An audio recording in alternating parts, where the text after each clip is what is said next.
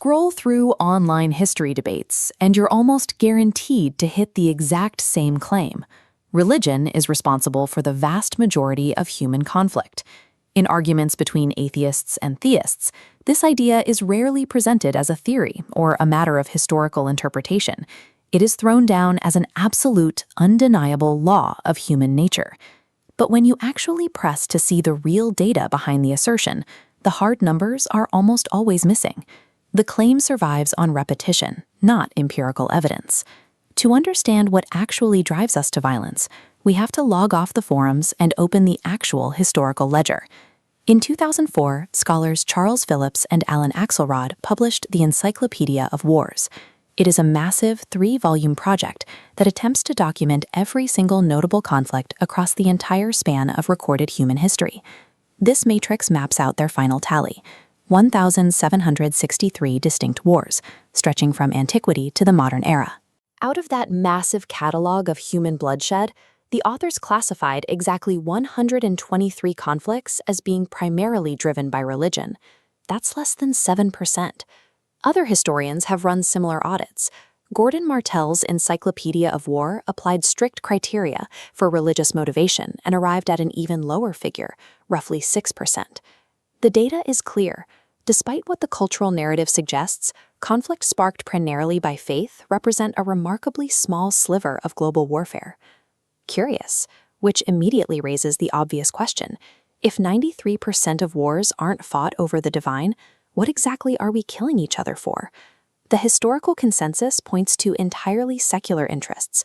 Wars are overwhelmingly driven by the pursuit of territory, the control of trade routes, and the violent extraction of raw materials. Even ancient epics like the Gilgamesh, which read like mythological battles between gods, often hide very real economic motives, like securing access to valuable timber forests to build up city-states. As human civilization modernized, those same territorial ambitions scaled up. The prize shifted from lumber and farmland to the fossil fuels required to feed a hungry industrial engine. By the 20th century, the scramble for global resources produced heavily mechanized secular warfare. The world wars were fought over geopolitical dominance, land borders, and national identity. From ancient forests to modern battlefields, the primary engine of human conflict has consistently been earthly greed. You might still be wondering about the Crusades or the 30 Years' War, conflicts that were explicitly fought under the banner of God and left staggering body counts. To understand those events, historians draw a line between the primary motive for initiating a war and the pretext used to sell it. Prior to the 17th century, religion functioned as a highly effective piece of social technology. It was the absolute best way to unify a diverse, fractured population and motivate them to endure the horrors of combat. Kings and emperors learned early on that framing a brutal economic land grab as a holy crusade gave them a veneer of divine righteousness. It masked secular statecraft and political rivalries behind the ultimate moral high ground. Religion is a highly potent propaganda tool for justifying violence to the masses, but the historical data confirms it is rarely the actual catalyst that sets the armies in motion.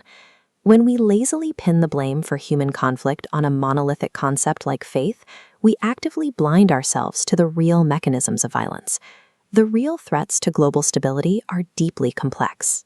They stem from poor governance, systemic inequality, unchecked arms flows, and desperate competition for dwindling resources.